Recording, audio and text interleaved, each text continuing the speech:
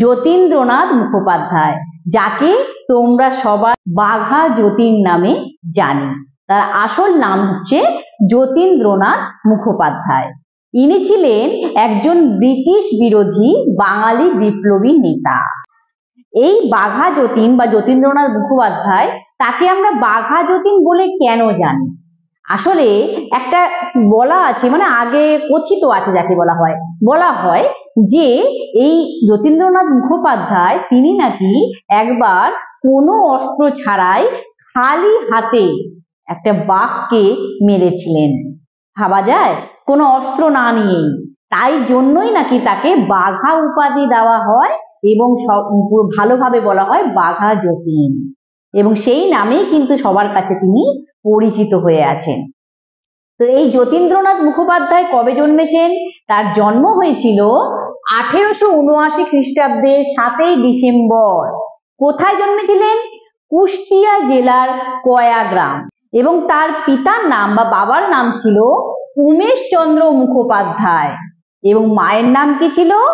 শরৎ শশী দেবী। তিনি একজন শক্ত সমর্থ এবং নির্ভীক চিত্ত যুবক ছিলেন, এবং তার সঙ্গে সঙ্গে তার আত্মচেতনা আর জাতীয়তাবোধ, মানে দেশের প্রতি ভালোবাসা, সেটাও কিন্তু যথেষ্ট পরিমাণে ছিল।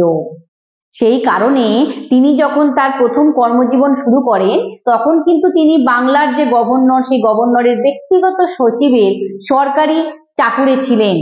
কিন্তু দেশমাতার প্রতি তার ভালোবাসার টানে তিনি কিন্তু সেই চাকরি ছেড়ে দেন এবং ব্রিটিশ বিরোধী আন্দোলনে ঝাঁপিয়ে পড়েন।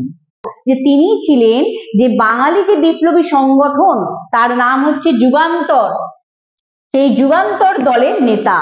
এবং তার বিভিন্ন বিপ্লবী কর্মকাণ্ডের মধ্যে সব থেকে যেটি স্মরণীয় হয়ে আছে এবং তার জন্য তার প্রাণও গেছে, সেই কর্মকাণ্ডটি হলো বুড়িবালামের যুদ্ধ। বুড়িবালামের যুদ্ধ বা বালেশ্বর সংগ্রাম। তাই বুড়িবালামের যুদ্ধ হয়েছিল কবে? এটি হয়েছিল 1915 খ্রিস্টাব্দে 9 সেপ্টেম্বর। কোথায় হয়েছিল?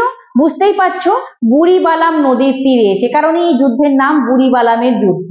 সেই যুদ্ধের মাধ্যমে কিন্তু তিনি আহত হন বা তিনি আঘাতপ্রাপ্ত হন, এবং তারপর তাকে হাসপাতালে ভর্তি করা হয়। এবং পরের দিন 1915 খ্রিস্টাব্দের 10 সেপ্টেম্বর ভোরবেলা মাত্র 36 বছর বয়সে তার মৃত্যু হয় বা তিনি প্রাণ ত্যাগ করেন।